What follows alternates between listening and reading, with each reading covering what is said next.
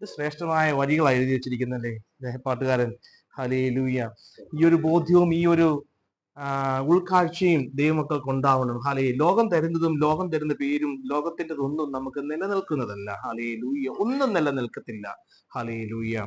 കർത്താവ് നമ്മൾ ഇട്ടിരിക്കുന്നതും കർത്താവ് തരുന്നതും കർത്താവ് നമുക്കായി ഒരുക്കുന്നതും കർത്താവ് നൽകുന്നതും മാത്രമേ നിലനിൽക്കുകയുള്ളൂ. ഹല്ലേലൂയ. ആ ഒരു ബോധ്യത്തോടെ ആ ഒരു ഉൾക്കാഴ്ചയോടെ നമുക്ക് ഇന്ന് ഈ കൂട്ടായ്മയിലായിരിക്കാം. കടന്നു വന്ന എല്ലാവരെയും യേശു ക്രിസ്തുവിന്റെ നാമത്തിൽ വന്ദനം പറയുന്നു. വളരെ സന്തോഷത്തോടെ കഷ്ടതയും ബുദ്ധപ്പാടൊക്കെ ഉള്ള ഈ ദിവസം അല്പസമയം വൈകുന്നേര സമയം ദൈവനാമത്തിനായിട്ട് മാറ്റിവെപ്പാനും വചനം പഠിക്കാനൊക്കെ ആയിട്ട് കടന്നു വന്ന എല്ലാവരെയും ഓർത്ത് ദൈവനാമത്തിൽ നന്ദി പറയുന്നു. ദേശത്തിലെ ദൈവം നിത്യതയിൽ പ്രതിഫലം തരട്ടെ എന്ന് പ്രാർത്ഥിക്കുന്നു. ഹല്ലേലൂയ. വീണ്ടും ഒരിക്കൽ കൂടെ ബിജോയുടെ ഭവനത്തിൽ കടന്നു വരുവാനും പ്രാർത്ഥിക്കാനും ഇങ്ങനൊരു കൂട്ടായ്മ നടത്താനൊക്കെ ഭവനം തുറന്നതിനെ ഓർത്ത് ബിജോയും കുടുംബത്തെയും ദൈവം അനുഗ്രഹിക്കട്ടെ. ഹല്ലേലൂയ. ദൈവനാമത്തിൽ നമ്മൾ ചെയ്യുന്നതൊന്നും ഹല്ലേലൂയ എല്ലാം ദൈവം കണക്കിടുന്നു. ദൈവമൊന്നും അതെല്ലാം തന്റെ പുസ്തകത്തില് എഴുതി വയ്ക്കുന്നു. ഹല്ലേലൂയ. സ്തോത്രം. നമ്മൾ റോമാലേഖനം പഠനത്തിലാണല്ലോ. തുടർച്ചയായിട്ട് നമ്മൾ റോമാലേഖനത്തിൽ നിന്ന് പഠിച്ചു വരികയാണ്. ഹല്ലേലൂയ. അതിന്റെ 5-ാം അധ്യായത്തിന്റെ ആദ്യത്തെ 11 വാക്യങ്ങളിൽ നിന്നാണ് നമ്മൾ കഴിഞ്ഞ ലാസ്റ്റ് 2-3 വീക്സ് നമ്മൾ ചിന്തിച്ചുകൊണ്ടിരുന്നത്. 5-ാം അധ്യായത്തിന്റെ 1 മുതൽ 11 വരെയുള്ള വാക്യങ്ങളിൽ ഫ്രൂട്ട്സ് ഓഫ് ജസ്റ്റിഫിക്കേഷൻ അല്ലെങ്കിൽ നീതീകരണത്തിന്റെ ഫലങ്ങളെ കുറിച്ച് അപ്പോസ്തലനായ വിശുദ്ധ പൗലോസ് നമുക്ക് പറഞ്ഞു തരികയാണ്. അവിടെ താൻ പറയുമ്പോൾ നമുക്ക് ദൈവത്തോട് സമാധാനമുണ്ട് എന്നും ഈ ദൈവത്തോട് സമാധാനം ഉണ്ടെന്നൊക്കെ പറയുമ്പോൾ നമുക്കതങ്ങോട്ട് ഫീൽ ചെയ്യുന്നില്ല അല്ലേ? നമുക്കതങ്ങോട്ട് അങ്ങ് എക്സ്പീരിയൻസ് ദൈവത്തോട് നമുക്കെന്താ ദൈവത്തിന് നമ്മോടെന്താ കുഴപ്പം? കാരണം ദൈവം കരുണയും കൃപയും ഈ ദൈവത്തോടുള്ള സമാധാനത്തിന്റെ ആ ഒരു അത് ഫീൽ ചെയ്യാൻ പോകുന്നത് എപ്പോഴാണെന്നറിയാവോ? കാഹളനാദം കേട്ട് നമ്മളെ ചേർക്കുമ്പോഴാണ്. ദൈവമേ, ഞാൻ ശത്രുതയിലായിരുന്നല്ലോ ദൈവത്തോട്. കാരണം ഇപ്പോൾ ദൈവം നീതിമാന്റെ മേലും ദുഷ്ടന്റെ മേലും മഞ്ഞും മഴയും പൊഴിക്കുന്ന ദൈവമാ. ഹല്ലേലൂയ. കരുണാമയനും ദയാലുമായിട്ടുള്ള ദൈവമാ. ഹല്ലേലൂയ.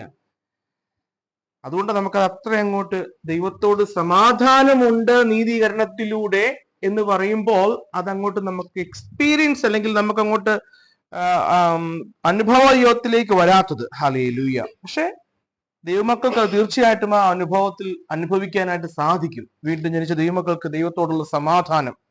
ഹല്ലേലൂയ. പിന്നീട് നാം കണ്ടു നമുക്ക് ആ കൃപയിലേക്ക് ദൈവസന്നിധിയിലേക്ക് കടന്നു വരുവാനായിട്ടുള്ള ഭാഗ്യം ലഭിച്ചു, അല്ലെങ്കിൽ അതിനുള്ള അനുമതി ലഭിച്ചു, അതിനുള്ള പ്രാഗൽഭ്യം ലഭിച്ചു. നമുക്ക് ആ ദൈവസന്നിധിയിൽ തുടരുവാനായിട്ടുള്ള കൃപ ലഭിച്ചു. പിന്നീട് നാം കണ്ടത് നമുക്കൊരു നിത്യത, രക്ഷിക്കപ്പെട്ടവർക്ക് ദൈവമക്കൾക്കാണ് ഒരു നിത്യത ഉള്ളത്. ഹല്ലേലൂയ. അതിനെക്കുറിച്ച് നമ്മൾ കേട്ടു. തുടർന്ന് നമുക്ക് കഷ്ടതയുണ്ട്. കഷ്ടതയിലും നമുക്ക് പ്രശംസിപ്പാൻ സാധിക്കുന്നു. കാരണം അത് ദൈവത്തോട് അനുരൂപപ്പെടുവാനായിട്ട് ദൈവം ഒരുക്കി വച്ചിരിക്കുന്ന ചില മുത്തുകളാണ് നമ്മുടെ ജീവിതത്തിൽ നമുക്കുണ്ടാകുന്ന ക്രിസ്തീയ കഷ്ടതകൾ എന്ന് നാം കണ്ടു. അതും നമുക്കൊരു ഇതിന്റെ ഫലമായിട്ടുണ്ടാവുന്നു. അത് ദൈവമക്കൾക്ക് മാത്രമേ ക്രിസ്തീയ കഷ്ടതയുള്ളൂ, ബാലശിക്ഷയുള്ളൂ. അതുകൊണ്ടാണ് അപ്പോസ്തലൻ പറയുന്നത് ഞാൻ ഇതിലും പ്രശംസിക്കുന്നു. ബിക്കോസ് അതെന്നെ ദൈവവുമായിട്ട് കൺഫൈൻ ചെയ്യുന്ന, ഐഡന്റിഫൈ ചെയ്യുന്ന, ക്രിസ്തുവുമായിട്ട് നമ്മൾ ഐഡന്റിഫൈഡ് ആവുന്ന ചില സാധ്യതകളാണ് അവിടെ കാണുന്നത്. പിന്നീട് നമ്മൾ താഴോട്ട് വായിക്കുമ്പോൾ ദൈവസ്നേഹത്തിന്റെ നമ്മൾ കഴിഞ്ഞ ആഴ്ച കണ്ടത് ദൈവസ്നേഹത്തെ കുറിച്ച് നമ്മൾ കണ്ടു. ദൈവം നമ്മളെ എപ്രകാരം സ്നേഹിക്കും, ദൈവത്തിന്റെ സ്നേഹത്തിന്റെ പാത്രമാണ്. നമ്മൾ പ്രിയ മക്കളാണ്. ഹല്ലേലൂയ. എല്ലാവരും മക്കളാ. പക്ഷെ ക്രിസ്തുവിനായി വിളിച്ച് വേർതിരിക്കപ്പെട്ട ദൈവത്തെ സ്നേഹിക്കുന്ന, വേർപാടും വിശുദ്ധിയോടെയും ജീവിക്കുന്ന, കർത്താവിന്റെ വരവിനായി കാത്തിരിക്കുന്നവർ അവർ ദൈവത്തിന്റെ പ്രിയ മക്കളാണ്. ഹല്ലേലൂയ. അവരെ ചേർക്കുവാനായിട്ടാ കർത്താവ് വരുന്നത്. ഹല്ലേലൂയ. വാനമേഘങ്ങളിൽ കർത്താവ് വരുന്നത് അവരെ ചേർക്കുവാനായിട്ടാ. എനിക്കായി കാത്തിരിക്കുന്നവർ ലജ്ജിച്ചു പോകത്തില്ലെന്നാണ് സങ്കീർത്തനകാരൻ പറയുന്നത്. അപ്രകാരം കാത്തിരിക്കുന്ന ഒരവസ്ഥ. ഹല്ലേലൂയ. അത് തന്റെ പ്രിയ മക്കൾക്കുള്ളതാണ്. അവർക്ക് തന്റെ സ്നേഹത്തെ പകർന്നു നൽകുന്നു. ഒപ്പം പറയുകയാണ് സ്നേഹം നമുക്ക് ദൈവം നമ്മെ സ്നേഹിച്ചപ്പോൾ ദൈവം നമുക്ക് നൽകിയ ഗിഫ്റ്റാണ് കാൽവരി എന്ന് നാം കണ്ടു. അതും ഗിഫ്റ്റ് ആർക്കാണ് കാൽവരി ഗിഫ്റ്റ് ആവുന്നത്? ദൈവമക്കൾക്ക്. അല്ലാത്തവർക്ക് കാൽവരി ഒരു അർത്ഥമില്ലാത്ത ഒരു ഫെയിലിയറാ. പക്ഷെ നമുക്ക് ജയമാ, അല്ലേ? ഹല്ലേലൂയ. അത് നമ്മൾ ആ ഭാഗത്ത് കണ്ട് 11 വരെയുള്ള വാക്യങ്ങൾ അതാണ് നമ്മളെ ഭാഗത്ത് കാണുന്നത്. നമുക്ക് ഇന്ന് 12 മുതലുള്ള വാക്യങ്ങൾ ചിന്തിച്ചു തുടങ്ങാം. 12ാമത്തെ വാക്യം മുതൽ 21 വരെയുള്ള വാക്യങ്ങളാണ്. ഇവിടെ ദ ബേസിസ് ഓഫ് ജസ്റ്റിഫിക്കേഷനെ കുറിച്ചാണ് സെയിന്റ് പോൾ പറയുന്നത്. Paul speaks about the basis of justification. നീതീകരണത്തിന്റെ അടിസ്ഥാനം എന്താ? നീതീകരണത്തിന്റെ ഫലം പറഞ്ഞു. തുടർന്ന് 12 മുതൽ 21 വരെയുള്ള വാക്യങ്ങളിൽ നീതീകരണത്തിന്റെ അടിസ്ഥാനം, വാട്ട് ബേസിസ്, അതാ 12 മുതൽ 21 വരെയുള്ള വാക്യങ്ങളിൽ നാം കാണുന്നത്. 21ാം വാക്യത്തോടെ നിങ്ങൾ ആദ്യത്തെ ആ ഡിവിഷൻ ഓർത്തിരിക്കുന്നുണ്ടെങ്കിൽ 5-ാം അധ്യായത്തിന്റെ 21ാം വാക്യത്തോടെ ജസ്റ്റിഫിക്കേഷനെ കുറിച്ചുള്ള അപ്പസ്തോലന്റെ വിശദീകരണം അവസാനിച്ച് 6-ാം അധ്യായത്തിന്റെ 1-ാം വാക്യം മുതൽ 8-ാം അധ്യായം വരെ വിശുദ്ധീകരണത്തെ കുറിച്ചാണ്. ജസ്റ്റിഫിക്കേഷൻ ഫോളോഡ് ബൈ സാങ്ക്ടിഫിക്കേഷൻ, അതാണ് അതിന്റെ ക്രമം. രക്ഷിക്കപ്പെട്ട് ഒരു ദൈവമകൻ, അവനെ അല്ലെ നിങ്ങൾ ലോകമെങ്ങും പോയി സുവിശേഷം പ്രസംഗിച്ച് രക്ഷിക്കപ്പെട്ടവരെ സ്നാനപ്പെടുത്തി സഭയോട് ചേർത്തു. അതാണ് അതിന്റെ ക്രമം, അല്ലെ? സഭയോട് ചേരുന്നു. ക്രിസ്തു തലയായ ക്രിസ്തുവിന്റെ ശരീരമായ സഭയോട് ചേരുന്നു. സഭയോട് ചേർക്കുന്നത് എന്തിനാ? Why you are called, why you are placed in the church. സഭയിലാണ് നാം വിശുദ്ധീകരണത്തിന്റെ പ്രോസസ്സ്. സഭയാണ് അതിന്റെ ഒരു പ്ലാറ്റ്ഫോം. വിശുദ്ധീകരണം സഭയിലൂടെ, നമ്മുടെ കുടുംബത്തിലൂടെ, നമ്മുടെ ജോലി സ്ഥലത്തിലൂടെ, നമ്മുടെ ബന്ധങ്ങളിലൂടെ, എല്ലാ മേഖലയിലും കൂടെ ദൈവം നമ്മളെ റിഫൈൻഡ് ആക്കിക്കൊണ്ടിരിക്കുക, വിശുദ്ധീകരണത്തിലേക്ക് നടത്തിക്കൊണ്ടിരിക്കുക. നമ്മുടെ മരണത്തോടെ അത് അവസാനിച്ച് നമ്മൾ ഈ ശരീരം രൂപാന്തരം പ്രാപിച്ച് കർത്താവിനോട് കൂടെ ചേരും. ഹല്ലേലൂയ. ഇപ്പോൾ നമ്മുടെ ആത്മാവ് മാത്രമേ രക്ഷിക്കപ്പെട്ടിട്ടുള്ളൂ. പക്ഷെ കർത്താവിന്റെ വരവെങ്കിൽ അല്ലെങ്കിൽ നമ്മുടെ മരണത്തിങ്കിൽ നമ്മുടെ ശരീരവും രൂപാന്തരം പ്രാപിച്ച് കർത്താവിനോട് ചേരും. ഹല്ലേലൂയ. അതിനായിട്ട് രക്ഷിക്കപ്പെടുന്നതിന് മുമ്പ്, ദൈവത്തെ അറിയുന്നതിന് മുൻപ് പാപത്തിന്റെ ഫലങ്ങൾ പുറപ്പെടുവിച്ചിരുന്ന ഈ ശരീരം കൊണ്ട് തന്നെ ഇന്ന് ദൈവം നമ്മളെ കുറിച്ച് ആഗ്രഹിക്കുന്നത് നീതിയുടെ ആത്മാവിന്റെ ഫലം ഈ ശരീരത്തിലൂടെ പുറപ്പെടുവിക്കണമെന്ന്. ഹല്ലേലൂയ. നമ്മൾ എത്രത്തോളം വിശുദ്ധീകരിക്കപ്പെടുന്നോ, നമ്മൾ ആ വിശുദ്ധിയിൽ വളരുന്നോ, അത്രത്തോളം നമ്മുടെ ഉള്ളങ്ങളിൽ നിന്ന് ആത്മാവിന്റെ ഫലങ്ങൾ ഉണ്ടായിക്കൊണ്ടിരിക്കും. ഹല്ലേലൂയ. അതായത് നമ്മളെ കുറിച്ച് ആഗ്രഹിക്കുന്നത്. അതോടെ 6-ാം അധ്യായം മുതൽ വിശുദ്ധീകരണത്തെ കുറിച്ചാണ് പറയുന്നത്. ഈ 12 മുതൽ 21 വരെയുള്ള വാക്യങ്ങൾ നിങ്ങൾ വായിച്ചിട്ടുണ്ടെങ്കിൽ എനിക്ക് വേണമെങ്കിൽ ഈ റോമാലേഖനത്തിലെ ഏറ്റവും മനസ്സിലാക്കാൻ ബുദ്ധിമുട്ടുള്ള ഒരു ഭാഗമാണ്. കൺഫ്യൂസിങ്. 15 മുതൽ 12-ാം വാക്യം മുതൽ 21-ാം വാക്യം വരെ അത്ര വേഗം മനസ്സിലാകാനായിട്ട് ബുദ്ധിമുട്ടുള്ള ഒരു വാക്യങ്ങളാണ് ഈ 10 വാക്യങ്ങൾ. ഇത് വളരെ ഡിഫിക്കൽട്ട് എന്ന് തോന്നാം. പക്ഷെ ഒരു ടീച്ചർ അല്ലെങ്കിൽ അധ്യാപകൻ എന്ന നിലയിൽ ഇത് ഞാൻ നിങ്ങൾക്കൊന്ന് വേർതിരിച്ച് ഇതൊന്ന് മനസ്സിലാവുന്ന നിലയിലൊന്ന് വേർതിരിച്ച് തരിക എന്നുള്ളതാണല്ലോ എൻ്റെ ഒരു ടാസ്ക്.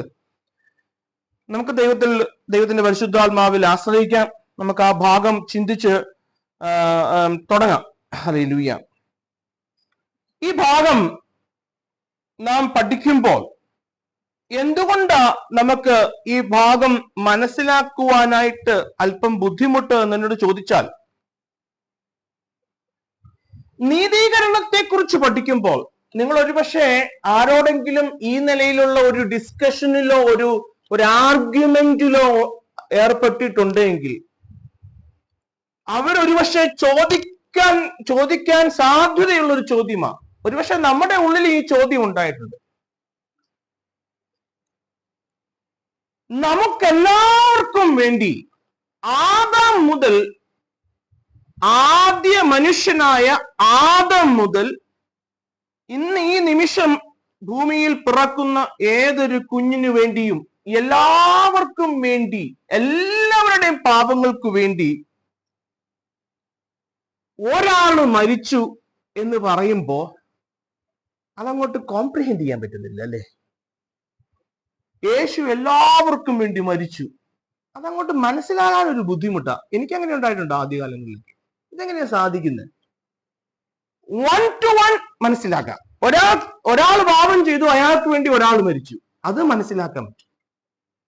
പക്ഷെ എല്ലാവർക്കും വേണ്ടി, സർവ്വ ലോകത്തിനും വേണ്ടി യേശു മരിച്ചു എന്ന് പറയുമ്പോൾ അതെങ്ങനെയാ സാധിക്കുന്നത്? എന്നോട് ചോദിച്ചിട്ടുണ്ട്, അതെങ്ങനെയാ ശരിയാവുന്നത് ബ്രദറെ? ഹല്ലേലൂയ. നമുക്കൊരു പക്ഷെ പിന്നെയും മനസ്സിലാക്കാൻ പറ്റും, പക്ഷെ ഇസ്രായേലിന് മനസ്സിലാക്കാൻ പറ്റില്ല. കാരണം പഴയ നിയമത്തിൽ ഒരുവൻ പാപം ചെയ്താൽ ഒരാട്, അവൻ വീണ്ടും പാപം ചെയ്താൽ പിന്നെ ഒരാട്. അതല്ലേ എന്റെ അങ്ങനെയാണ് അല്ലേ? അങ്ങനെ നമ്മൾ ഇസ്രായേൽ പഴയ നിയമത്തിൽ കാണുന്നത്. അപ്പൊ അവർക്കത് ഒട്ടും ഉൾക്കൊള്ളാനായിട്ട് സാധിക്കുകയില്ല. അതെങ്ങനെയാ പറ്റുന്നത്? സകലർക്കും വേണ്ടി ഒരാള്, സകലരുടെയും പാപത്തിനു വേണ്ടി ഒരാള് മരിച്ചു, അപ്പോൾ ഞാൻ നീതിമാനാകുമെന്ന് പറയുമ്പോൾ അതെങ്ങനെയാ ബ്രദറെ ശരിയാവുന്നത്?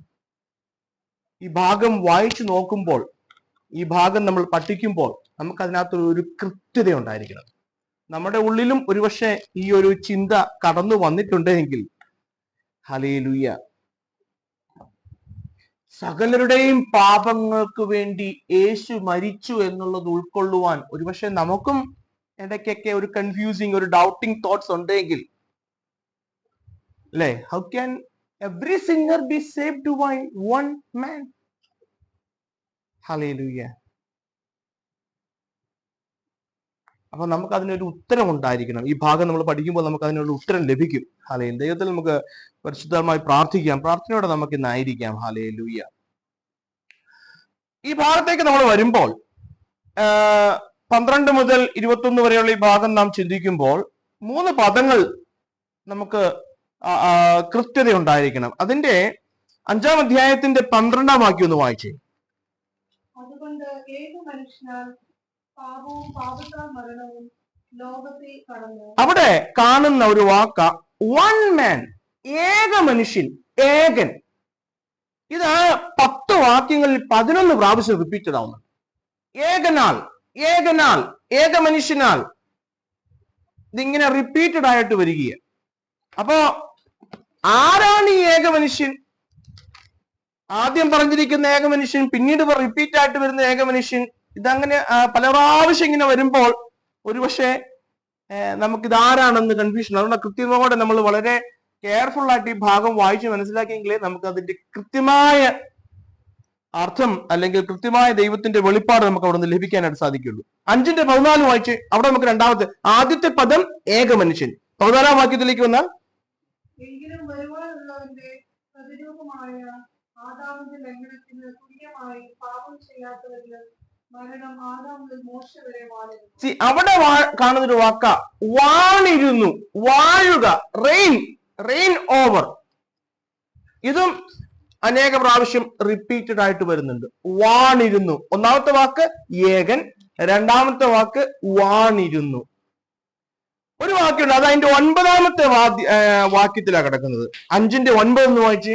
അവന്റെ രക്തത്താൽ നീതീകരിക്കപ്പെട്ട ശേഷമോ നാം അവനാൽ എത്രയധികം, ഹൗ മച്ച് മോർ, എത്രയധികം. ഏകൻ, വാഴുക അല്ലെങ്കിൽ വാണിരുന്നു, എത്രയധികം. ഈ 3 വാക്യങ്ങൾ, ഈ 3 പദങ്ങൾ നിങ്ങൾ മനസ്സിൽ വെക്കുക. ഇവിടെ ഈ ഭാഗത്ത് അപ്പോസ്തലനായ പൗൽ നമ്മളോട് ആഹ്വാനം ചെയ്യുന്നത് 2-1 നിങ്ങൾ തിരഞ്ഞെടുക്കണം. ഈതർ ഓർ, ഒന്നുകിൽ ഇത് അല്ലെങ്കിൽ മറ്റൊന്ന്. നിങ്ങൾ അല്പം അൺഡിവൈഡഡ് ആയിട്ടുള്ള അറ്റൻഷൻ എനിക്ക് വേണേ, എന്നാലേ ഞാൻ എന്താണ് ഈ ഭാഗത്തുനിന്ന് പറയാൻ ആഗ്രഹിക്കുന്നുള്ളത് നിങ്ങൾക്കും അത് വ്യക്തമായിട്ട് കിട്ടുക. അല്ലെങ്കിൽ നമ്മൾ കൺഫ്യൂസ്ഡ് ആയി പോകും. കാരണം 2 ഏകന്മാരുണ്ട്. ഞാൻ പറഞ്ഞ ഏകൻ 2, ഒന്ന് ആദാം, 2 ജീസസ്. ഒന്ന് ആദാം, രണ്ട് യേശു കർത്താവ്. ഈ രണ്ട് ഏകന്മാർ. ഇത് രണ്ടിൽ ഒന്ന് നിങ്ങൾ ചൂസ് ചെയ്യണം. Either Adam or Jesus Christ. ഇത് നമ്മളവിടെ ജനറൽ ആയിട്ട് നമുക്ക് അവിടെ കാണാനായിട്ട് സാധിക്കുന്നത്. അപ്പോസ്തലൻ പറയുക, നിങ്ങൾ ഇതിൽ ഒരാളുടെ കൂടെ കൂടണം. ഒന്നുകിൽ നിങ്ങൾ ആദാമിന്റെ കൂടെ കൂടണം, അല്ലെങ്കിൽ യേശുവിന്റെ കൂടെ കൂടണം. ഈ ഭാഗത്ത് അപ്പോസ്തലൻ ഇങ്ങനെ നമ്മളോട് ആഹ്വാനം ചെയ്യുന്നത്. ഒന്നുകിൽ നിങ്ങൾ ആദാമിനോട് ഏകീഭവിക്കണം, അല്ലെങ്കിൽ യേശുവിനോട് ഏകീഭവിക്കണം. Either you identify with Adam or identify with Jesus Christ. രണ്ട് ഓപ്ഷൻ ഈ ഭാഗത്ത് അപ്പോസ്തലൻ നമ്മുടെ നമുക്ക് തരിക. Adam, Jesus. ഹല്ലേലൂയ. ഇത് ശരിക്കും നമ്മുടെ ഉള്ളങ്ങളിലും ഓരോ ദിവസവും ഉണ്ടാകുന്ന ഒരു തോട്ട. നമ്മുടെ ജീവിതത്തില് ഒരു പാപത്തിന്റെ സാധ്യത മുന്നിൽ നിൽക്കുമ്പോൾ, തെറ്റാണെന്ന് എനിക്കറിയാം, അപ്പം രണ്ട് ഏകന്മാർ മുന്നിലേക്ക് വരിക. ഒന്നുകിൽ ആദാം, എനിക്ക് ആ പാപത്തിൽ രസിക്കാം, സന്തോഷിക്കാം, അല്ലെങ്കിൽ എനിക്ക് ആ പാപത്തിന് അടിമയാകാം, അല്ലെങ്കിൽ ആ പാപം ചെയ്യാം. രണ്ട് കർത്താവ് നിൽക്കുക. ഈ ഒരു ചോയ്സ് അൺടിൽ ഡെത്ത് ഉണ്ട്. ഈ ഒരു ചോയ്സ് എപ്പോഴും നമ്മുടെ ജീവിതത്തിൽ മരണം വരെ ഉണ്ട്.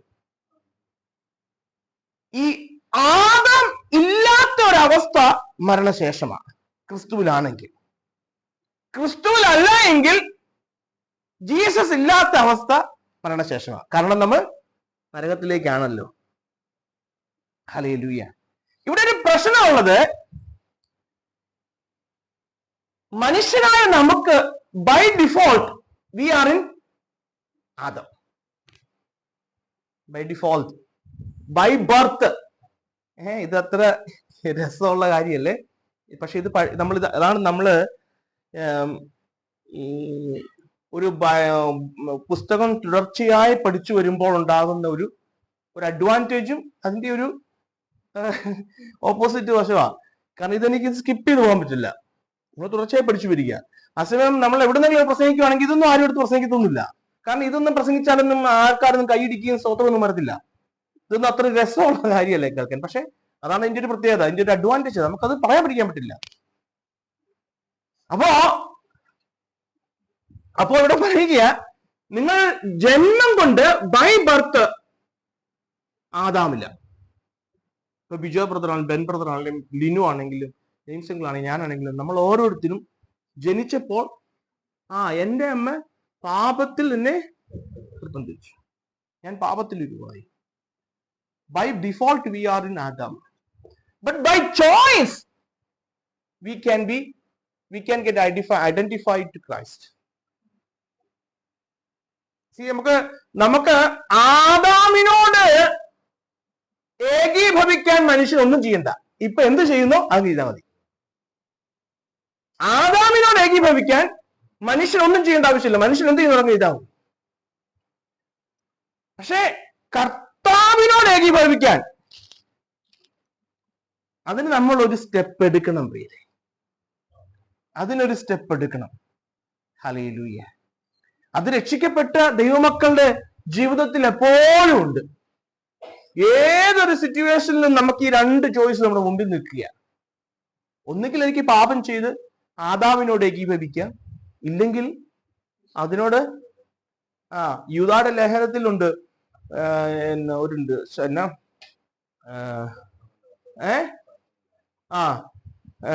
വായിക്കാൻ നമുക്ക് സമയം മുമ്പോട്ട് പോട്ടെ, കാരണം ഇത് ഇച്ചിരി പറയാനുണ്ട്. ഹല്ലേലൂയ. അപ്പോ നമ്മൾ ബൈ ബർത്ത് ആദാമിലാണെങ്കിലും വി ഹാവ് ആൻ ഓപ്ഷൻ. നമുക്കൊരു ചോയ്സ് ദൈവം കാൽവരിയിൽ തുറന്നിരിക്കുന്നത് കൊണ്ട് we have an option to opt out. ആദാമിനെ ഉപേക്ഷിപ്പാനായിട്ട് എനിക്കൊരു ചോയ്സ് ഉണ്ട്. കാൽവരിക്ക് മുൻപ് അങ്ങനെ ഒരു ചോയ്സ് ഇല്ലായിരുന്നു. ഹല്ലേലൂയ. പക്ഷെ കാൽവരി ശേഷം എനിക്കിത് അവസാനത്തെ ആദാമായ ക്രിസ്തു. ഹല്ലേലൂയ. രണ്ട് ഏകന്മാർ, ആദാം, ജീസസ് ക്രൈസ്റ്റ്. എനിക്ക് ആദാമിനോട് ഏകീഭവിക്കാം, അല്ലെങ്കിൽ ജീസസ് ക്രൈസ്റ്റിനോട് ഏകീഭവിക്കാം. എന്റെ ജന്മം കൊണ്ട് ഞാൻ ആദാമിനോട് ഏകീഭവിച്ചിരിക്കുന്നത്. പക്ഷെ എന്റെ ഓപ്ഷൻ, എന്റെ ചോയ്സ് കൊണ്ട് എനിക്ക് വേണമെങ്കിൽ കർത്താവിനോട് ഏകീഭവിക്കാം. എന്റെ പ്രിയരെ, ഈ ദൈവത്തോട്, കർത്താവിനോട് ഏകീഭവിക്കണമെങ്കിൽ, വിശുദ്ധിയോടെ കർത്താവിനോട്, വേർപാടോടെ കർത്താവിനോട് ഏകീഭവിക്കണമെങ്കിൽ, നിത്യതയിലേക്ക് നോക്കി യാത്ര ചെയ്യുന്ന വേർപെട്ടവരായിട്ടിരിക്കണമെങ്കിൽ ആദാമിന് വിട്ടേ പറ്റുള്ളൂ. ഇത് രണ്ടിന്റെയും കൂടെ ഇടയ്ക്കൊരു പ്ലേസ് ഇല്ല. ഞാൻ പറഞ്ഞ മനസ്സിലാവുന്നുണ്ടോ? ഇവിടെയാ പ്രശ്നം വരുന്നത്. ഇന്ന് പലരും ആദാമിനെ പൂർണ്ണമായി വിട്ടിട്ടില്ല, പക്ഷെ ജീസസിനോട്, കർത്താവിനോട് ഏകീഭവിക്കാൻ ആദാമിനെ വിടാതെ ഇതിനെ ചേർക്കാൻ പറ്റില്ല. രണ്ട് ഓപ്ഷൻ. ഒന്നെങ്കിൽ നിങ്ങൾക്ക് ആദാമിനോട്, ഇത് രണ്ടിന്റെ ഇടയ്ക്ക് കുറച്ച് ആദാമിന്റെ സ്വഭാവം, അതാ ഇന്ന് സഭകളിൽ പറ്റിയിരിക്കുന്നത്. സഭകൾക്ക് പറ്റിയിരിക്കുന്ന ഒരു അപജയം അതാ. പൂർണ്ണമായിട്ട് ആദാമിനെ വിട്ടിട്ടില്ല. ഹല്ലേലൂയ. ഒരു ഉദാഹരണം പറഞ്ഞാൽ, ഒരു ദിവസം 2-3 പാക്കറ്റ് സിഗരറ്റ് വലിക്കുന്ന, ഇത് ഉദാഹരണം പറഞ്ഞുള്ളൂ. സിഗരറ്റ് വലിക്കുന്നതിനേക്കാൾ വലിയ പാപമുണ്ട് നമ്മുടെ അല്ലേ? അസൂയ, വെറിക്കൂത്ത്, ദുരാഗ്രഹം, വൈരാഗ്യം, വിദ്വേഷമൊക്കെ അതിനേക്കാൾ വലിയ പാപമാണ്. ഞാനത് നമ്മളാരും സിഗരറ്റ് വലിക്കാത്തവരോട് അങ്ങ് പറഞ്ഞേക്കാം. ഒരു പാക്കറ്റ് 2 പാക്കറ്റ് ഒരു ദിവസം സിഗരറ്റ് വലിക്കുന്നവൻ രക്ഷിക്കപ്പെട്ടതിന് ശേഷം, ബ്രദറെ ഞാൻ 2 പാക്കറ്റ് നിർത്തി, ഇപ്പൊ ദിവസം 3-4 വലിക്കുന്നുള്ളൂ. ഇന്ന് അങ്ങനെയാ പലരും രക്ഷിക്കപ്പെട്ടു എന്ന് പറഞ്ഞ സഭയിൽ ഇരിക്കുന്നത്. ഹല്ലേലൂയ. ഞാൻ എന്റെ ജീവിതത്തിലേക്ക് നോക്കിയാൽ, ഞാൻ ഇങ്ങനെ ഈ വേർപെട്ട ഒരു വിശ്വാസത്തിലേക്ക് വന്നപ്പോൾ, വേർപെട്ട ഒരു ആരാധനയിലേക്ക് പോകുവാനായിട്ട് തുടങ്ങിയപ്പോൾ, ആദാമിനെ മുഴുവനും വിടാതെ കർത്താവിനോട് ചേർന്ന് നടക്കാനായിട്ടുള്ള ഒരു ശ്രമം ഉണ്ടായിരുന്നു. ആദാമിനെ മുഴുവനും വിട്ടിട്ടില്ല, കർത്താവിനോട് ചേർന്ന്. പുറത്തോട്ടൊക്കെ നോക്കുമ്പോൾ, പുറത്ത് ആൾക്കാർ നോക്കുമ്പോൾ ഞാൻ ദൈവത്തിന്റെ കൂടെയാ, പക്ഷേ പേഴ്സണൽ ലൈഫില് കുറച്ച് ആദാമൊക്കെ ഇരിപ്പുണ്ട്. നമ്മൾ ചിന്തിച്ചോണം, ഇന്ന് നമ്മുടെ ജീവിതത്തിൽ അങ്ങനെ ഉണ്ടോന്ന്. ആരും കാണാത്ത ലൈഫില് ആദാം ഇപ്പോഴും ഒരു സ്ട്രോങ് ഹോൾഡാ, അല്ലെങ്കിൽ ചെറിയൊരു ഹോൾഡ് ഉണ്ട്. എനിക്ക് അങ്ങനത്തെ ഒരു വശമേ ഉണ്ടായിരുന്നു. ഈ വചനത്താൽ ദൈവം എന്നെ സ്നാനപ്പെടുത്തിയപ്പോഴാണ്, വചനത്താലുള്ള, വെള്ളത്താലുള്ള സ്നാനം അതിനു മുമ്പേ കഴിഞ്ഞു, പക്ഷെ ശരിക്കും വചനത്താൽ ഒരു സ്നാനം എന്റെ ഉള്ളിൽ വന്നു. അന്ന് ആദാമിനെ മുഴുവൻ വിട്ടാലേ ശരിയാവുള്ളൂ എന്നുള്ള ബോധ്യം ഉണ്ടായിരുന്നു. അതുകൊണ്ടാണ് ഞാൻ പലപ്പോഴും പറയണം, ഞാൻ അന്നാ രക്ഷിക്കപ്പെട്ടതെന്ന്. ഹല്ലേലൂയ. ഞാൻ എന്റെ കാര്യം ഞാൻ പറഞ്ഞതേ ഉള്ളൂ. അപ്പൊ ഇത് രണ്ടിന്റെയും കൂടെ ഇടയ്ക്കൊരു സ്ഥലമില്ല പ്രിയരെ. ഒന്നുകിൽ ആദാം, അല്ലെങ്കിൽ യേശു കർത്താവ്. ഹല്ലേലൂയ. ഈ ആദാം റെപ്രസെന്റ് ചെയ്യുന്ന ആരാന്നറിയോ? Material world. അപ്പൊ ഞാൻ ആദ്യം പറഞ്ഞത് 2 ഏകന്മാർ. ആരൊക്കെയാ? Jesus and Eden. രണ്ടാമത് പറഞ്ഞത് വാണിരുന്നു. രണ്ടാമത്തെ വാക്ക് വാണിരുന്നു. ഞാൻ ഇതിന്റെ ഈ തുടക്കം ഇത് പറഞ്ഞത്, ഇതിങ്ങനെ ഞാനൊന്ന് നിങ്ങൾക്കൊന്ന് ഇൻട്രൊഡ്യൂസ് ചെയ്ത് കഴിഞ്ഞാൽ പിന്നീട് നമുക്ക് മനസ്സിലാക്കാൻ എളുപ്പം. ആദാം, ഇന്ന് നാം കാണുന്ന ഈ മെറ്റീരിയൽ വേൾഡിന്റെ എല്ലാം, ആദാമും അവന്റെ ചിങ്കിടികളും, സാത്താനും അവന്റെ ചിങ്കിടികളെല്ലാം, ഇതിന്റെ എല്ലാം പ്രഭുവായിട്ട്, അല്ലെങ്കിൽ ഇതിന്റെ എല്ലാം രാജാവായിട്ട് വാഴുക ഈ മെറ്റീരിയൽ വേൾഡ്. പക്ഷെ ക്രിസ്തു റെയിൻ ചെയ്യുന്ന, വാഴുന്ന ഒരു സ്പിരിച്വൽ കിങ്ഡം ഉണ്ട്. കർത്താവ് നമ്മളെ കണ്ണുകൊണ്ട് കാണുന്ന ഒരു രാജ്യത്തിന്റെ രാജാവായിട്ടല്ല.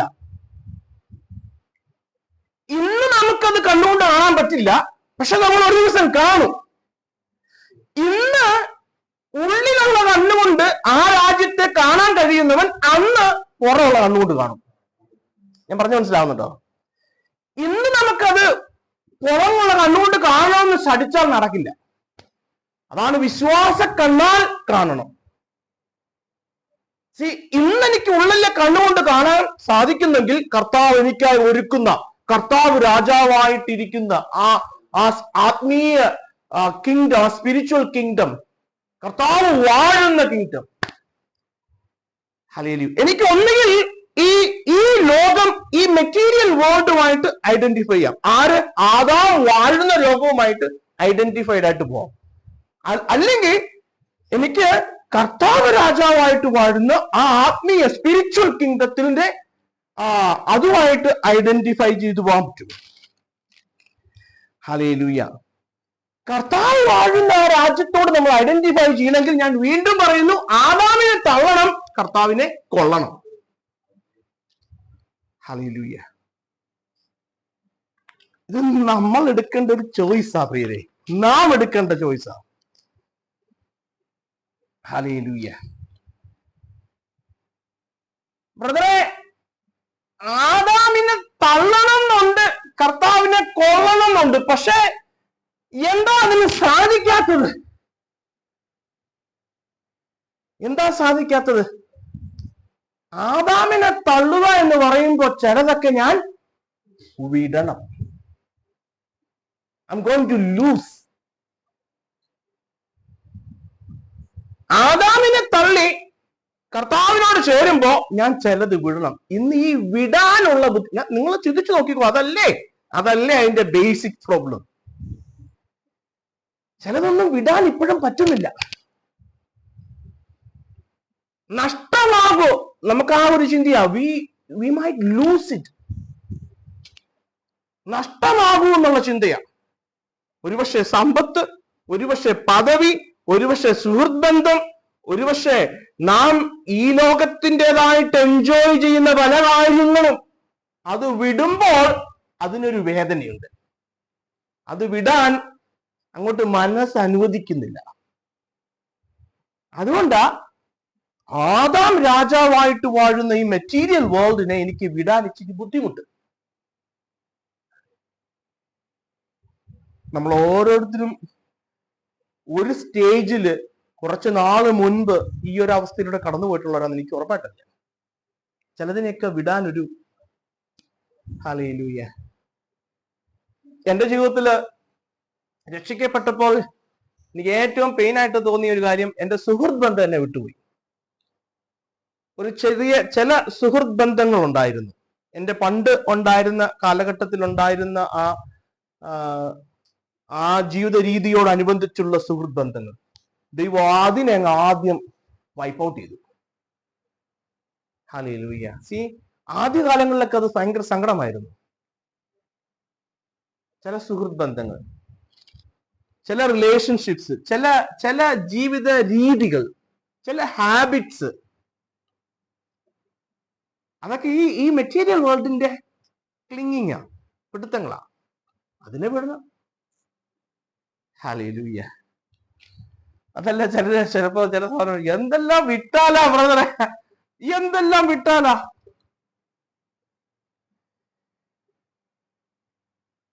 ഈ സാത്താൻ എന്തുകൊണ്ടാ നമ്മളെ എങ്ങനെയെങ്കിലും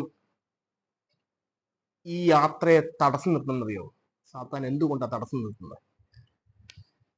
കാരണം സാത്താൻ അറിയാം ഇത് പൂർത്തിയാക്കിയ ഇവന് കിട്ടാൻ പോകുന്നില്ല. കാരണം ഇത് അനുഭവിച്ചവനാ ഒരിക്കലവൻ, നഷ്ടപ്പെട്ടതാവനെ. ഞാൻ പറയുന്നത് മനസ്സിലാവുന്നുണ്ടോ? സാത്താൻ നന്നായിട്ട് അറിയാം ഇവൻ ഈ നിലയിൽ ജീവിച്ച് നിത്യതയിൽ ചെന്നാൽ എന്തു വലിയൊരു അനുഭവമാ, എന്തു വലിയൊരു അനുഗ്രഹം അവന് ലഭിക്കാൻ പോണെന്ന് സാത്താൻ നല്ല കൃത്യമായിട്ട് അറിയാം.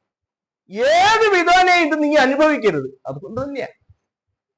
അല്ലാണ്ട് നമ്മുടെ നന്മയെ ഉപയോഗിച്ച് നന്മയെ ചിന്തിച്ചിട്ടൊന്നുമല്ല.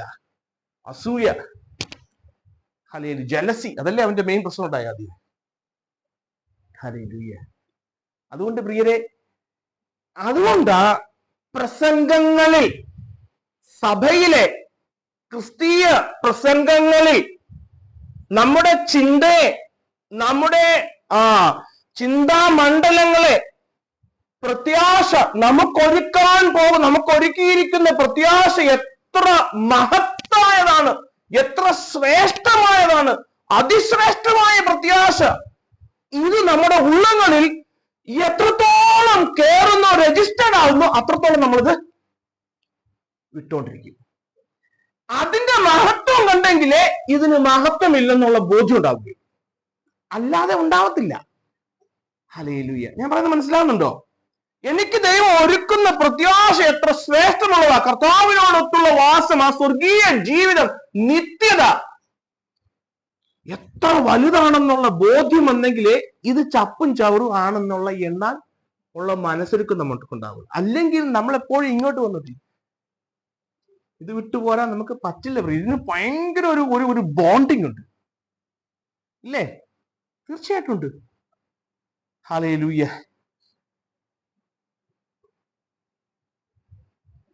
ഹല്ലേലൂയ. അതുകൊണ്ടാ ദൈവദാസന്മാരെ പ്രസംഗങ്ങളിൽ തീരുമാനിക്ക് രണ്ട് വ്യക്തികൾ, ഒന്നുകിൽ നിങ്ങൾക്ക് ആദാമിന്റെ കൂടെ അല്ലെങ്കിൽ ജീസസിന്റെ കൂടെ തീരുമാനിക്കുക. ഇതാണ് സുപ്രസാദ ദിവസം, അല്ലെ? ഇന്ന് തീരുമാനിക്കേ. ഹല്ലേലൂയ.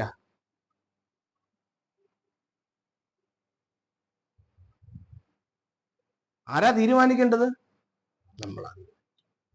ഞാൻ I have to take decision. ഞാൻ തീരുമാനിക്കും.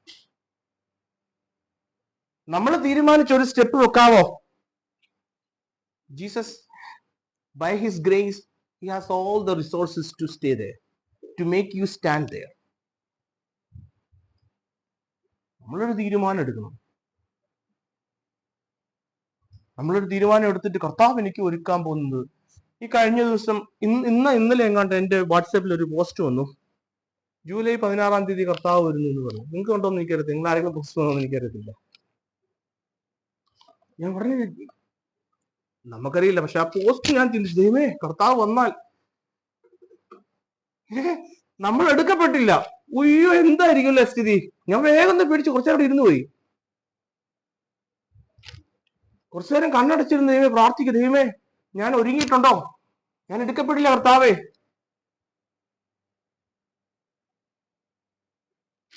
ഹല്ലേലൂയ. ഞാനിങ്ങനെ ചിന്തിക്കുകയായിരുന്നു, ഞാൻ എടുക്കപ്പെട്ടില്ല, സെബി എടുക്കപ്പെട്ടു, എന്തൊരു പെയിൻഫുൾ ആയിരിക്കും, അല്ലേ? എനിക്ക് പെയിൻഫുൾ ആയിരിക്കും, അവർക്കും പെയിൻഫുൾ ആയിരിക്കും. കാരണം നമ്മുടെ ജീവിതത്തിന്റെ ഹാഫാണല്ലോ, ജീവിത പങ്കാളിയാണല്ലോ.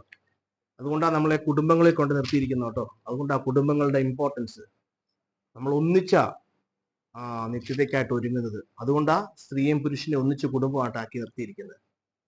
ഹല്ലേലൂയ. കുടുംബം എന്ന് പറയുമ്പോൾ മക്കളുണ്ട്, പക്ഷെ അതിനകത്ത് മെയിനായിട്ട് ഭാര്യ ഭർത്തൃന്മാർ, അതാണ് കുടുംബം. മക്കൾ അവരുടെ കുടുംബം പിന്നീടുണ്ടാവും. നമ്മളാ ഒന്നിച്ച് നിത്യതയ്ക്കായിട്ട് ഒരുങ്ങുന്നത്. ഹല്ലേലൂയ. ഹല്ലേലൂയ. നമ്മളെപ്പോഴും ഓർത്തോണം പ്രിയരെ, ഇതിന്റെ ഇടയ്ക്കൊരു പൊസിഷൻ ഇല്ല കേട്ടോ. ഇതിന്റെ ഇടയ്ക്കൊരു പൊസിഷൻ ഇല്ല. ഇതില് ഈ കാര്യങ്ങള് നമ്മുടെ മനസ്സിൽ വെച്ചുകൊണ്ട് ഞാൻ 3 കാര്യങ്ങളെ കുറിച്ച് നിങ്ങളോട് പറഞ്ഞിരുന്നു. ഏകനെ കുറിച്ച് പറഞ്ഞു, വാണതിനെ കുറിച്ച് പറഞ്ഞു. എത്രയധികം, എന്താ എത്രയധികം? വരാനിരിക്കുന്നത് എത്രയധികം, എത്ര ശ്രേഷ്ഠമുള്ളതാ. ആ 3 പദങ്ങൾ മനസ്സിലായില്ലേ? എന്താ ഏകൻ, എന്താ വാണിരുന്നത്, എന്താണ് എത്രയധികം. ഈ ലഭിക്കാനുള്ളത് ഈ ഭൂമിയിൽ കാണുന്ന ഒന്നുമല്ല, നമുക്ക് ലഭിക്കാനിരിക്കുന്നതാണ് ശ്രേഷ്ഠമായത്, അധികമുള്ളത്, മച്ച് മോർ പ്രഷ്യസ് ആയിട്ടുള്ളത്. അതാ, അതുകൊണ്ടാ കർത്താവ് പറഞ്ഞത് സ്വർഗരാജ്യത്തെ കുറിച്ചുള്ള പറയുമ്പോൾ എത്ര ഊമ പറയുന്നല്ലേ. ഓ, ആ നിധി കണ്ടവൻ എനിക്ക് ഭയങ്കര ഇഷ്ടമുള്ള, ഞാൻ എവിടെ അവസരം കാര്യത്ത് പറയും അല്ലെ, സകലതും വിറ്റ് ആ നിലം വാങ്ങി എന്നാ പറയുന്നത്. കണ്ടവരൊക്കെ പറഞ്ഞു എന്നെ ഉടനാണ്, അവനറിയാം അതിനകത്തുള്ള നിധി എന്നാണ്. ഹല്ലേലൂയ. ഇന്ന് ഞാൻ ഇവിടെ നിന്ന് നിങ്ങളോട് സംസാരിക്കുമ്പോ എന്റെ ചാർച്ചക്കാരൊക്കെ ഇവനെന്തിന്റെ സുഖടായിരുന്നു, ഇവൻ എന്തിന്റെ കേടായിരുന്നു ഇങ്ങനെയൊക്കെ പോലെ. പക്ഷെ എനിക്കറിയാം ഇതിനകത്തുള്ള ആ മാണിക്യം. ഹല്ലേലൂയ. ദൈവം നമുക്ക് എത്ര വലിയ ഭാഗ്യമാ തന്നതെന്നുള്ളത്. ഹല്ലേലൂയ. ഞാൻ ഇവിടെ ഈ ഭാഗം പഠിക്കുവാനായിട്ട് ഒരു കോളം വരച്ചാല് എളുപ്പം പഠിക്കാനായിട്ട്. ഇങ്ങനെ ഒരു കോളം വരച്ചിട്ട് ഒരു കോളത്തിൽ ആദാം, ഒരു കോളത്തിൽ ജീസസ്. അപ്പം ആദാമിൽ നമുക്കുള്ളതും ജീസസിൽ നമുക്കുള്ളതും ഇത് രണ്ടുകൂടെ ഒന്ന് കമ്പയർ ചെയ്തിട്ട് നമുക്ക് തീരുമാനിക്കാം. പറഞ്ഞു മനസ്സിലായോ? ആദാമിൽ ജീസസിൽ എന്നിട്ട് ഒന്ന് താരതമ്യം ചെയ്ത് വെക്കുക. എന്താണ് അതിന്റെ അഡ്വാൻറ്റേജസ് ആൻഡ് ഡിസഡ്വാൻറ്റേജസ്. ഞാൻ ആദാമിന്റെ പുറകെ പോയാൽ എനിക്ക് എന്ത് കിട്ടും, ജീസസിന്റെ പുറകെ പോയാൽ എനിക്ക് എന്ത് കിട്ടും. അങ്ങനെ ഈ ഭാഗം ഒന്ന് ചിന്തിച്ചാൽ നമുക്ക് വേണ്ടത് മനസ്സിലാക്കുവാനായിട്ട് സാധിക്കും. ഹല്ലേലൂയ. നമുക്ക് അതിന്റെ 12ാമത്തെ വാക്യം ഒന്ന് വായിക്കാം. 12ാമത്തെ വാക്യം. അതുകൊണ്ട് ഏക മനുഷ്യനാൽ പാപവും പാപത്താൽ മരണവും ലോകത്തിൽ കടന്നു. അതുകൊണ്ട് ഏക മനുഷ്യനാൽ പാപവും പാപത്താൽ മരണവും ലോകത്തിൽ കടന്നു. ആദാമിന്റെ കോളത്തിൽ Adam had domain over the world. അതായത് പഴയ സൃഷ്ടിയിൽ ആദാം വാണിരുന്നു. സകലത്തിന്റെയും അധികാരിയാക്കി ദൈവം അവനെ ആക്കി, അല്ലെ? ഹല്ലേലൂയ. അതാണ് നീ ഇതെല്ലാം നിന്റെ, യു ആർ ദ ക്രൗൺ, നീ പേരിട്ട് നിനക്കായിട്ട്, അല്ലെ? Hallelujah.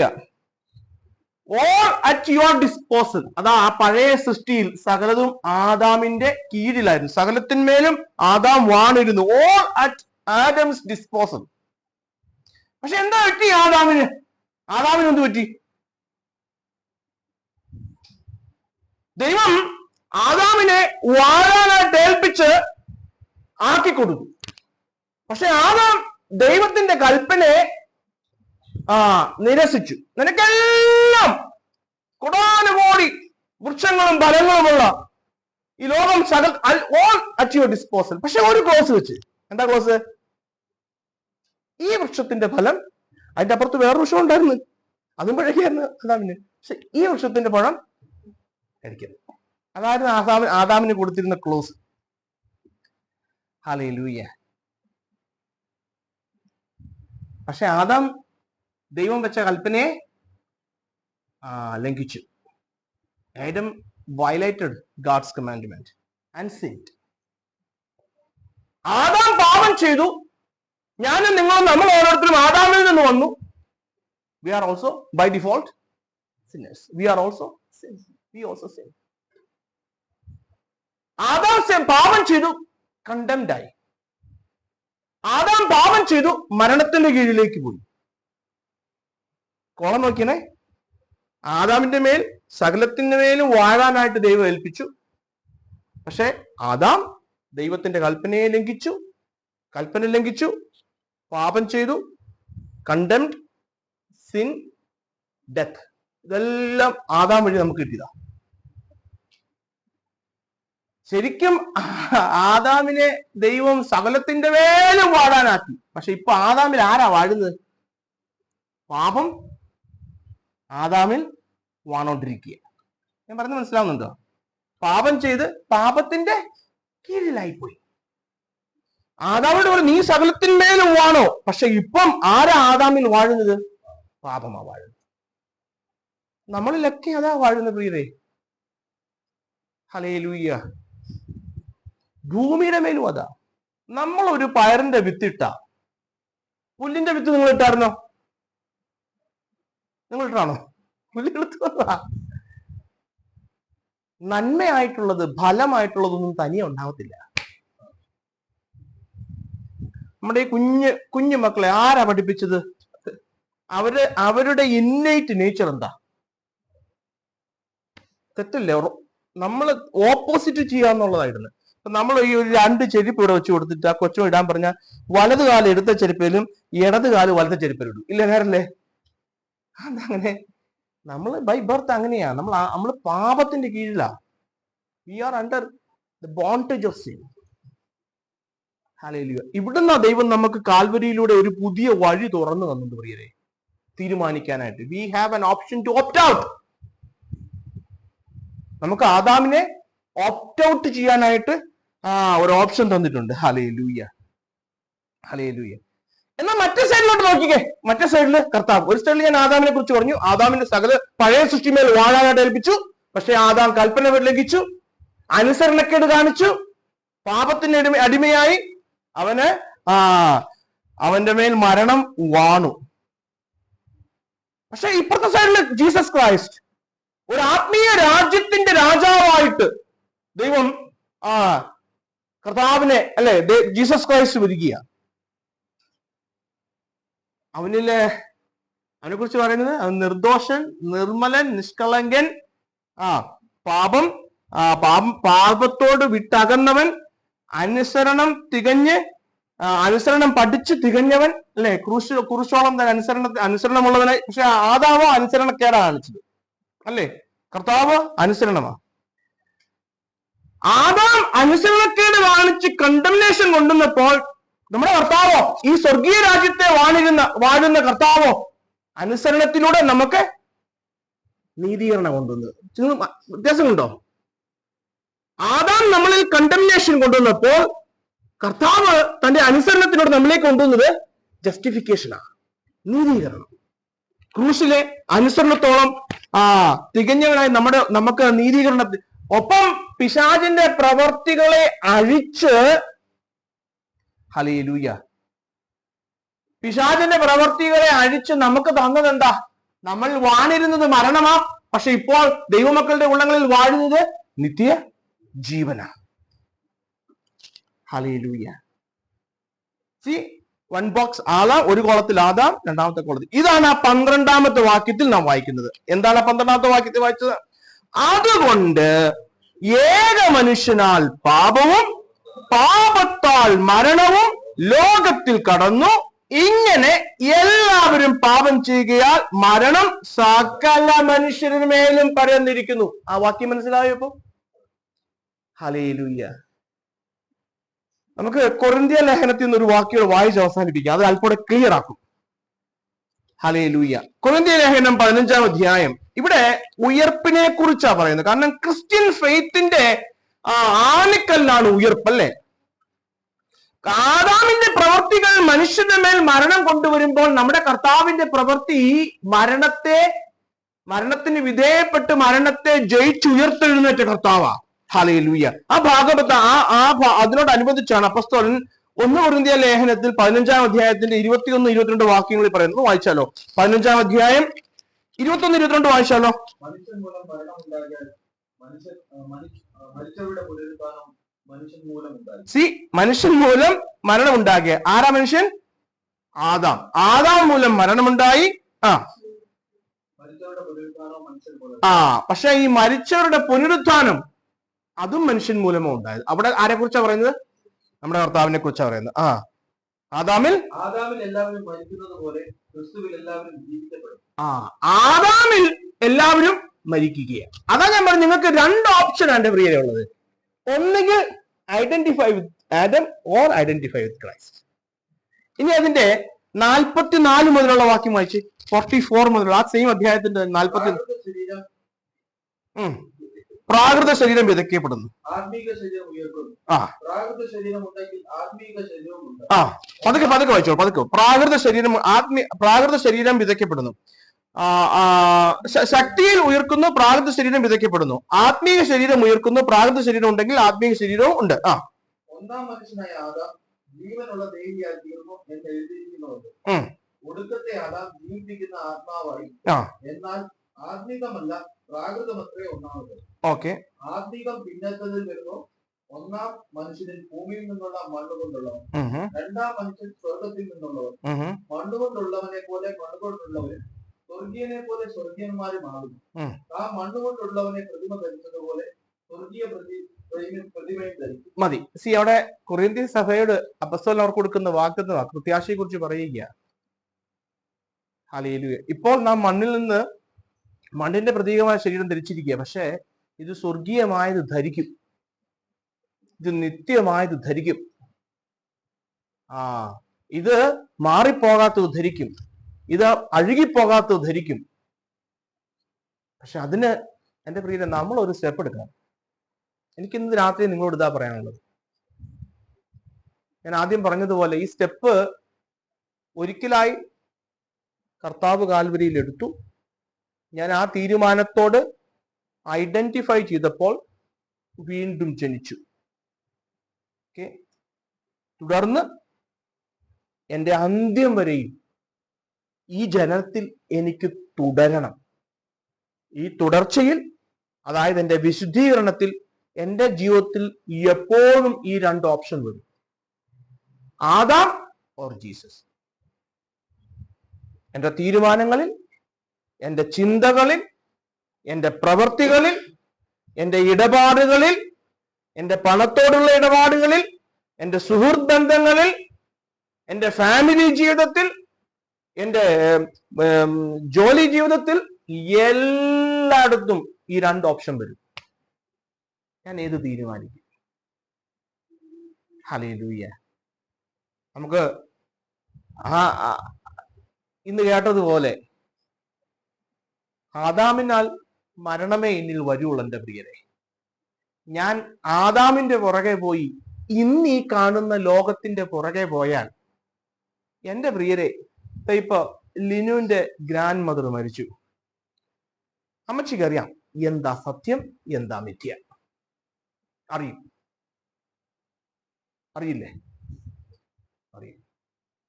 She knows what is truth, what is. ഇതുപോലൊരു ദിവസം നമുക്കും ഉണ്ടാവും. അന്ന് അയ്യോ പറ്റിപ്പോയി കർത്താവേ, തെറ്റിപ്പോയി കർത്താവേ. ധനവാൻ പറഞ്ഞതുപോലെ ഒരു ഓപ്ഷൻ ഒന്നൂടെ. നോ. ഹല്ലേലൂയ. ഇന്ന് രാത്രിയിൽ നമ്മുടെ മരണമോ അല്ലെങ്കിൽ കർത്താവ് വരികയാണെങ്കിൽ നമ്മൾ എടുക്കപ്പെടുന്ന നിലകളിൽ ഒരുങ്ങിയിരിക്കണം. എൻ്റെ പ്രിയരെ, എത്ര കടും ചുവപ്പുള്ള പാപത്തിന്റെ കീഴിലാണെങ്കിലും ഉള്ളങ്ങളിൽ നിന്ന് ഏറ്റു പറയാ, കർത്താവെ എനിക്ക് തെറ്റിപ്പോയി കർത്താവെ, ഞാൻ ഇന്ന് എന്നെ കേട്ട വചനം എൻ്റെ മനസ്സിൽ കുത്തുന്നെനിക്ക്, എന്നെ അവിടുന്ന് കഴുകണമേ, ഞാൻ ഇന്ന് ഉറങ്ങാൻ പോകുന്നതിന് മുമ്പ് എന്നെ ഒന്ന് കഴുകി ശുദ്ധനാക്കണേ. ഹല്ലേലൂയ. അത് ഉള്ളങ്ങളിൽ നിന്ന് പറഞ്ഞ് ഇന്ന് രാത്രിയിൽ നമുക്ക് ഉറങ്ങാൻ പോവുകയാണെങ്കിൽ, എൻ്റെ പ്രിയ, ഇന്ന് രാത്രിയിൽ കർത്താവ് വന്നാലും നമ്മള് കർത്താവിനോട് കൂടെ മറഞ്ഞിരിക്കും. ദൈവം അതിനായിട്ട് നമ്മളെ സഹായിക്കട്ടെ. ഒരു പാട്ടിന്റെ 2 വരികൾ മാത്രം നമുക്ക്